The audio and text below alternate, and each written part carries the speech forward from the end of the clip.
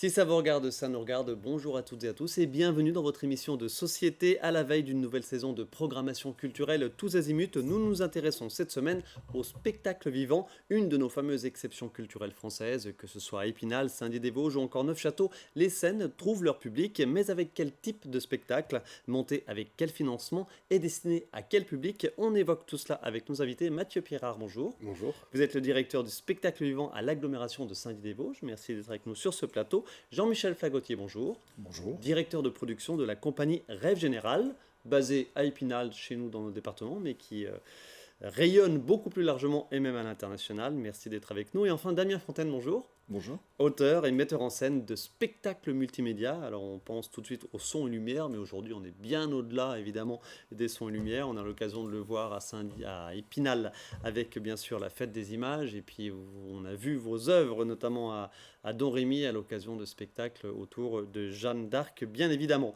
Et je précise tout de suite que vous proposez donc un nouveau spectacle. Ce sera du 23 octobre au 11 novembre en l'église de Neufchâteau. Quelques mots sur ce spectacle. On se met tout de suite dans l'ambiance avec un petit teaser qu'on va voir en images.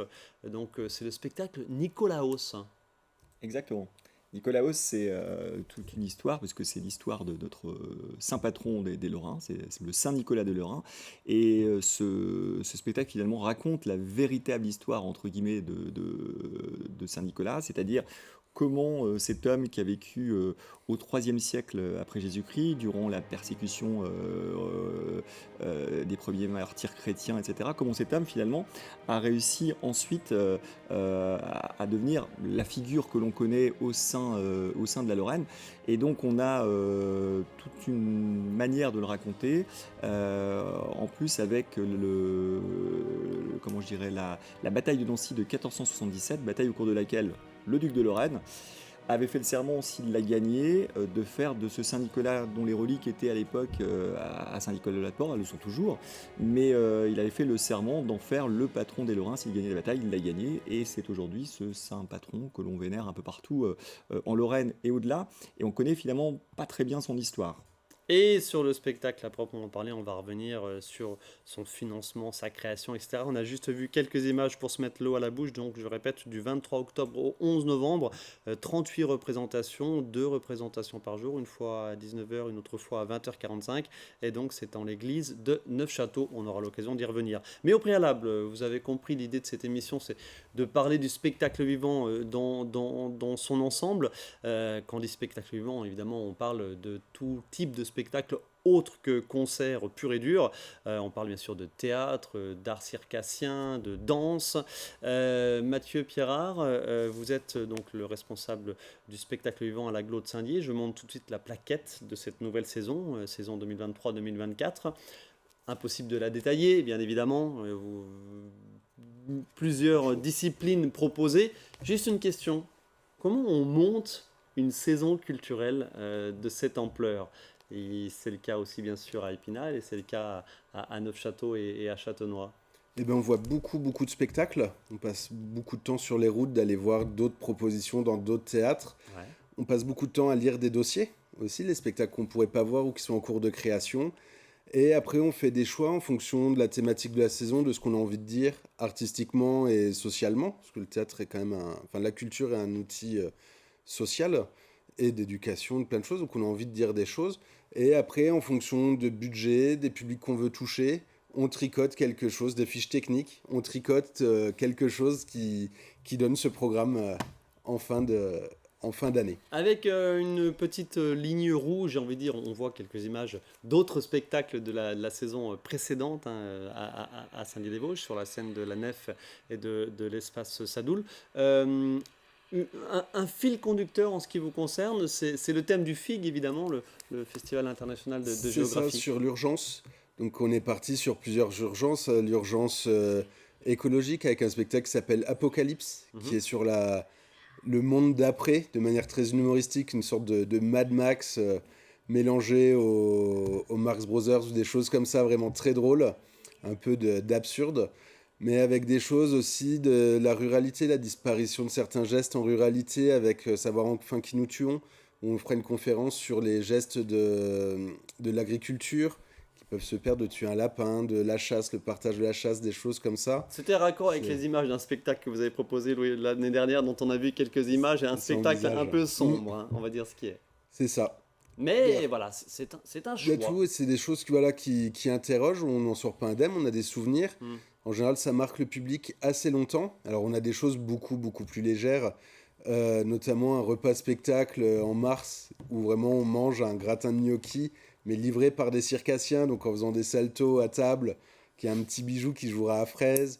Voilà, on a un truc sur C'est le un printemps, spectacle. on sort, on est un peu plus léger. C'est C'est ça, ça. voilà. Bon, même en septembre, là, notre premier spectacle sous chapiteau, c'est le cabaret. C'est un cabaret, donc on déguste des verres de vin tout en regardant le spectacle qui nous raconte la vie de couple de manière très humoristique. Donc voilà, on a quand même une saison beaucoup plus légère, malgré le thème central de l'urgence. On a beaucoup plus de légèreté dedans. Avec Jean-Michel Henri Conquet. Fagotier, le directeur de production de la compagnie Rêve Général. Avant, quelques mots sur votre compagnie, bien sûr. Qu'est-ce que vous pensez, vous, en tant que producteur, d'un fil conducteur donné comme ça à l'ensemble d'une programmation dans une ville, une agglo comme celle de Saint-Dié? Pourquoi pas? C'est intéressant. Pourquoi pas? Je pense que Mathieu a construit depuis plusieurs années des saisons qui ont un sens, qui font du sens, qui portent du sens. Et effectivement, le spectacle vivant doit être divertissant, mais dans tous les sens du terme. C'est-à-dire, il doit nous divertir de notre quotidien, de nos paresses, de nos faiblesses.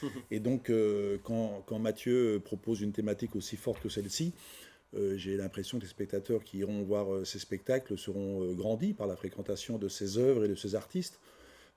J'ai pas de jugement à porter sur ce que fait Mathieu, simplement je dis chapeau, c'est un super programme. Rêve Général, allez, Rêve Général, illustration entre guillemets de, de, de, de, de cette galaxie autour de la création du spectacle vivant. Rêve Général, en quelques mots, une des plus importantes compagnies de théâtre de la région Grand Est. Oui, on peut dire ça. Marie Normand a créé cette compagnie il y a 17 ans maintenant. En 2017, elle a décidé de travailler sur un triptyque, donc 3 spectacles, avec comme fil conducteur cette fois-ci l'accueil des gens qui viennent d'ailleurs. Donc ce ne sont pas a priori à proprement parler des spectacles sur les migrants, mais plutôt sur comment on les accueille ou comment on les accueille pas. Et donc, elle a souhaité faire 3 spectacles pour 3 tranches d'âge différentes, on va dire. Les petits, ça s'appelle Dans ta valise. Les enfants qui sont en âge d'être à l'école primaire à partir de 7-8 ans, ça s'appelle Tchèque et Maths. Et le dernier s'appelle Miran, variation autour de l'absence. On envoie des images. C'était à Saint-Dié-des-Vosges, justement. Voilà, on l'a joué l'année dernière à Saint-Dié-des-Vosges avec grand bonheur. Et donc voilà, ces spectacles tournent beaucoup. Le Covid nous a un peu freinés, mais pas tant que ça. On a eu la chance d'avoir ce projet qui était au long cours et donc on s'est accroché à ce projet. Et au jour d'aujourd'hui, je voulais raconter dans l'ordre des âges, mais en fait dans la chronologie, c'est Dans ta valise qui a été créé le dernier il y a 1 an et demi maintenant. On a déjà passé la barre des 200 représentations. On est très heureux de ça et ça continue là, cette saison. Marie n'est pas avec vous ce matin ou ce midi, parce qu'elle est à Lausanne, elle accompagne Dans ta valise qui joue au Petit Théâtre de Lausanne. Voilà, 200 représentations. On comprend évidemment que ce sont des spectacles qui tournent. Vous ne vous cantonnez pas à notre département et à la région Grand Est, bien évidemment. Bien évidemment. Vous étiez à Avignon aussi avec je ne sais plus quel Voilà, spectacle. pas cet été. L'été dernier, on était présent avec Dans ta valise justement et avec Miran, variation autour d'une absence.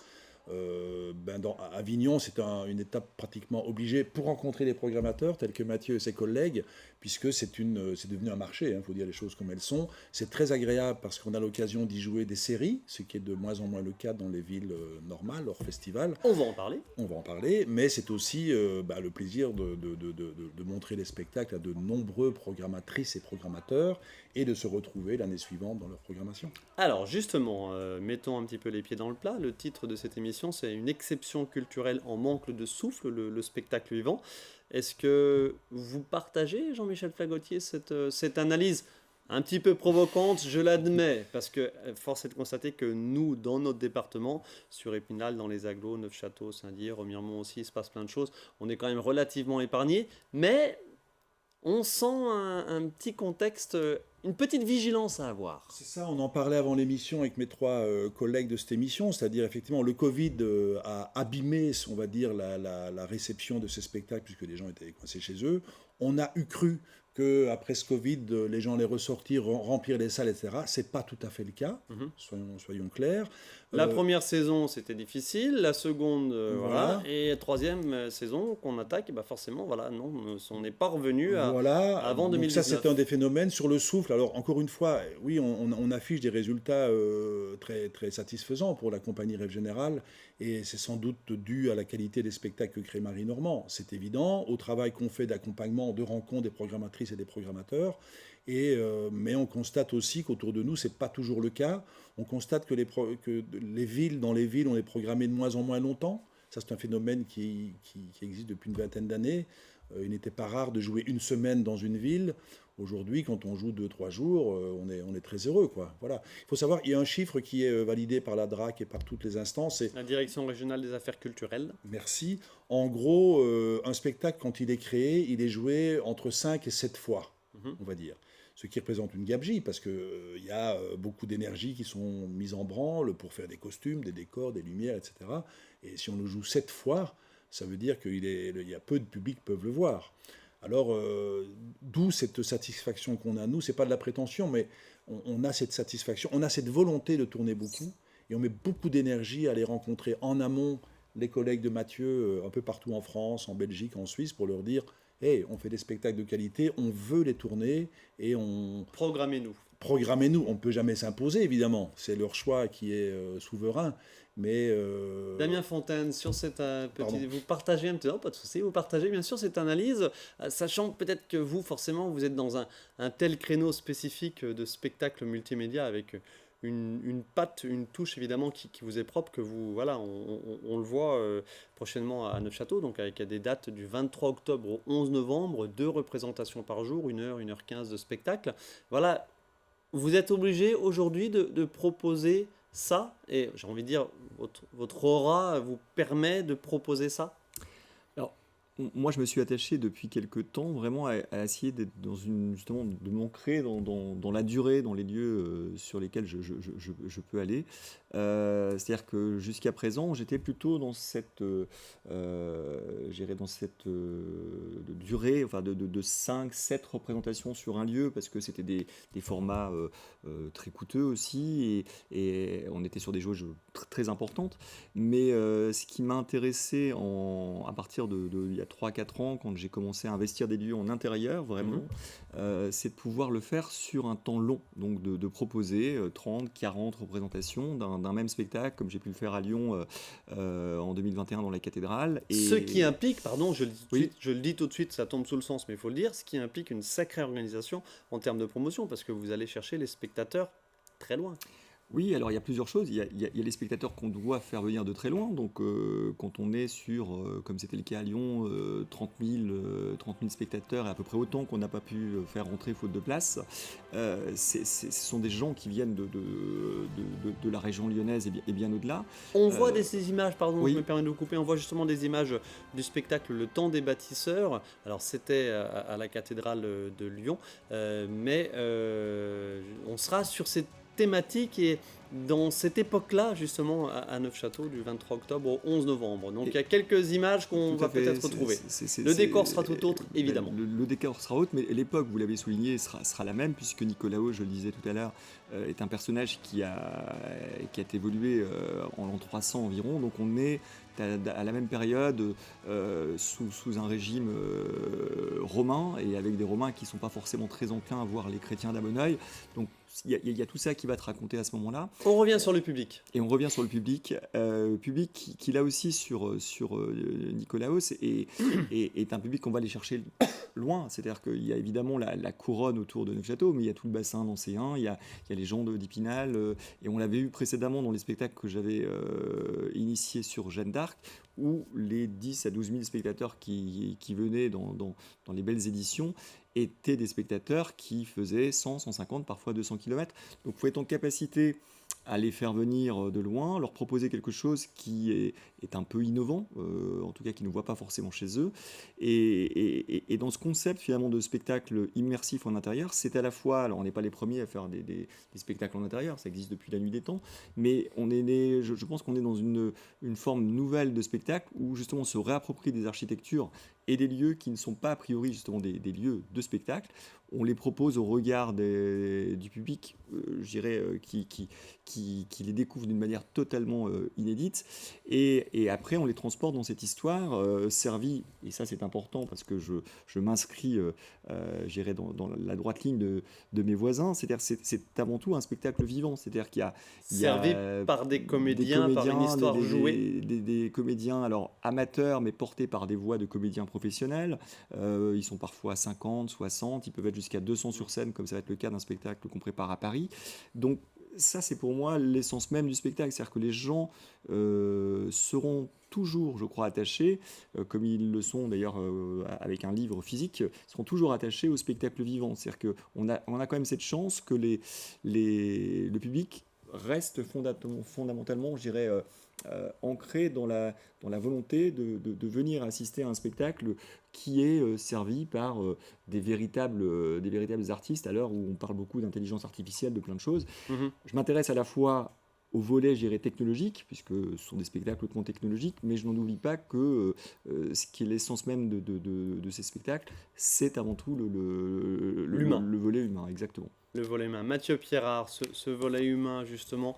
Je réitère, comment vous choisissez vos spectacles avec cette exigence un petit côté backstage, si je peux me permettre. Combien de temps à l'avance? Avec quel budget, etc.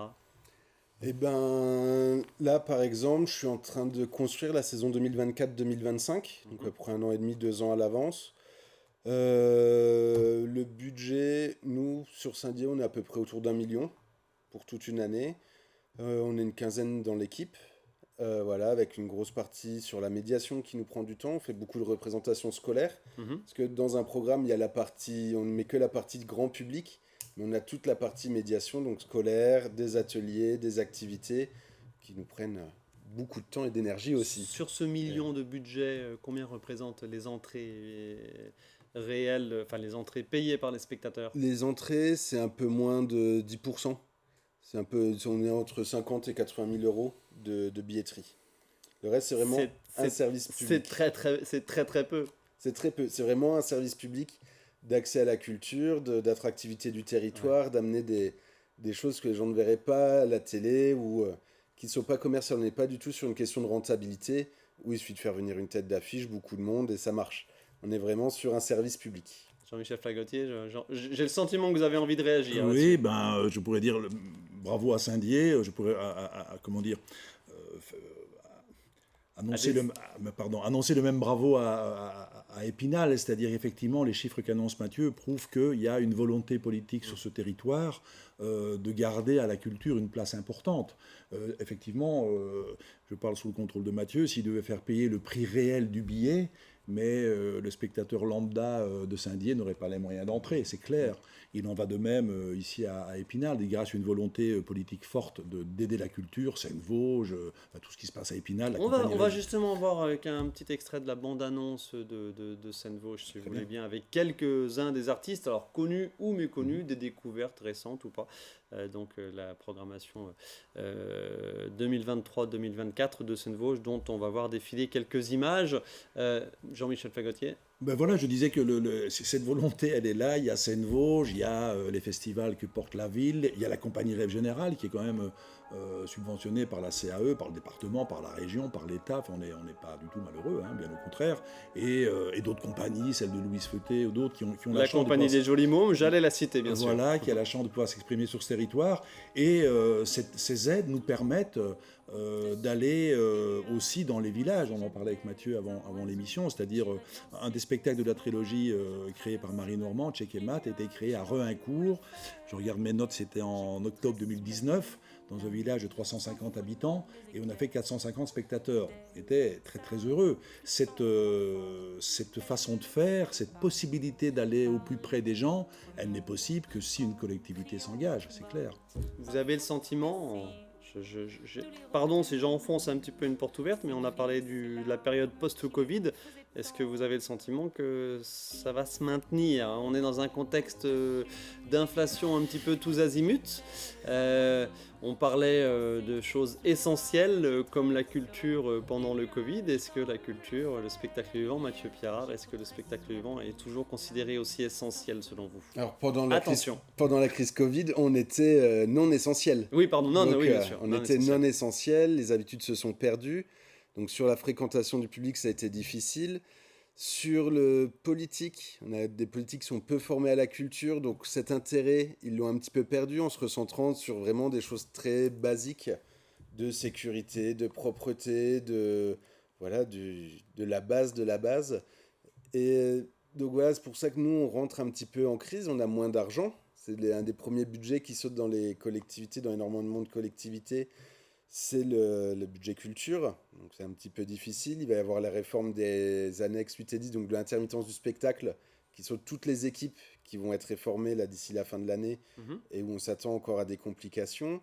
Donc la baisse de budget, le social, et une chose aussi sur le politique qui a envie de perdre un petit peu de fond, un petit peu de sens et d'être vraiment plus dans du divertissement, d'amuser les gens plutôt que de les amener à réfléchir. Et ça, c'est quelque chose qu'on voit beaucoup plus depuis le Covid, avec des personnes comme en Rhône-Alpes, où les subventions sont dédiées, sont en fonction de la programmation, si elles correspondent bien aux choix politiques du président de région, alors qu'avant, voilà, on imaginait pour l'ensemble des gens. Là, on est plus sur des choses pour un certain type de population, pour des électeurs potentiels, et la culture devient petit à petit un outil beaucoup plus politique, plus que de service public. Jean-Michel Flagotier, vous ressentez aussi ça? Oui, je le ressens parce qu'on a la chance de tourner, comme vous l'avez dit, on tourne beaucoup. Je ne vais pas parler de nos camarades belges et suisses, ça nous emmènerait trop loin, c'est ce de dire, mais en France, on tourne beaucoup. Effectivement, en région Rhône-Alpes, on voit qu'il y a une espèce de frilosité qui a pris, puisque le patron est devenu frileux,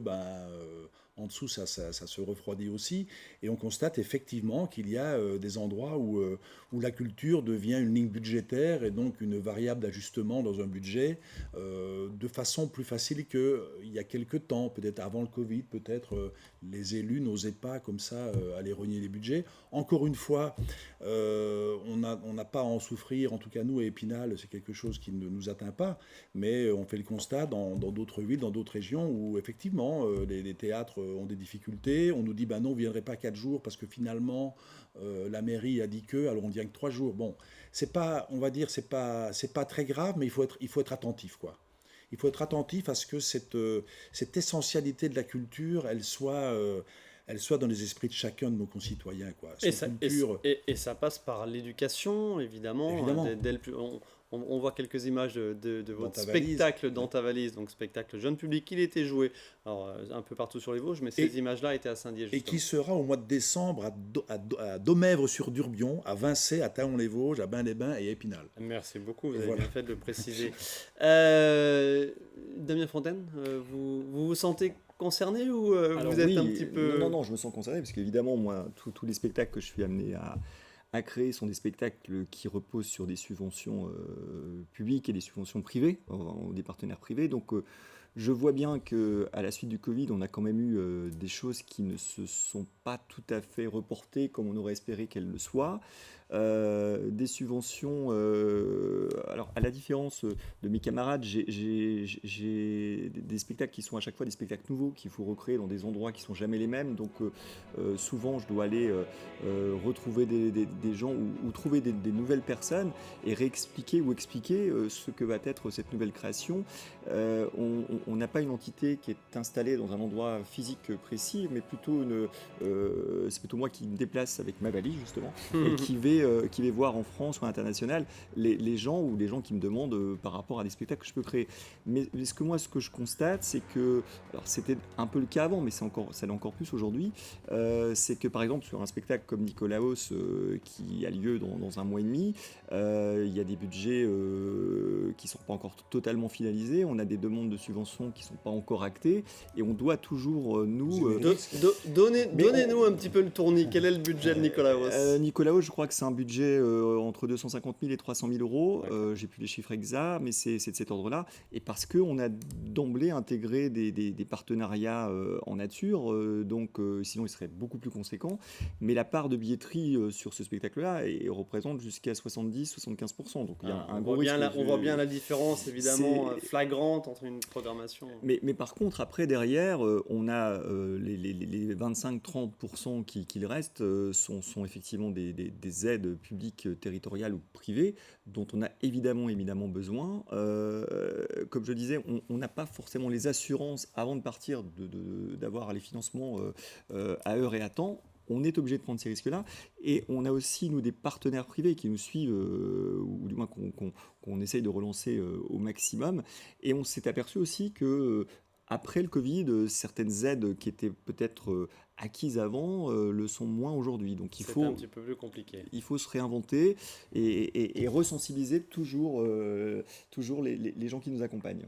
Je Merci. vais poser une question à mon camarade. Très rapidement, Jean-Michel Fagotier. Est-ce que le mécénat est quelque chose sur lequel vous travaillez à Saint-Dié ou pas du tout? Sur Saint-Dié, c'est plus le festival de géographie qui fonctionne D'accord. avec du mécénat et qui est notre vitrine vraiment à l'extérieur. D'accord. Mais pas la programmation spectacle Ouais. pur et dur. Messieurs, merci beaucoup. C'est Merci. déjà Merci. le terme de cette émission. Merci. On a évoqué vos actus diverses et variées, mais je vais les redire très vite. Damien Fontaine, donc rendez-vous en l'église de Neufchâteau du 23 octobre au 11 novembre pour 38 représentations du spectacle multimédia Nicolaos. On en a dit pas mal. Jean-Michel Fagotier, on suit bien sûr l'actualité de Rêve Général. Dans ta valise en décembre dans les villages de la CAE. Voilà, et puis d'autres créations à venir. On pense évidemment à toutes les autres compagnies de théâtre de notre département, aussi bien la compagnie des Jolis Mômes que la compagnie Ultreya sur Neufchâteau. Par exemple, il y a un vivier de compagnies, chacun un petit peu dans son créneau, mais il y a des choses qui bougent évidemment. Et puis Mathieu Pirard, bonne saison à Saint-Dié-des-Vosges, à l'espace Sadoul et à la Nef. On a aussi vu quelques images de la saison de Seine-Vosges. Il y a encore des places évidemment pour les spectacles, renseignez-vous. Et puis il y a la saison aussi bien sûr au Trait d'Union et à Neufchâteau à la salle Ernest Lambert. Bref, il y a de quoi faire, il suffit de se renseigner et de s'intéresser. Merci messieurs, à très vite sur le terrain. Merci. Merci à vous de votre attention, on se retrouve la semaine prochaine pour une nouvelle émission.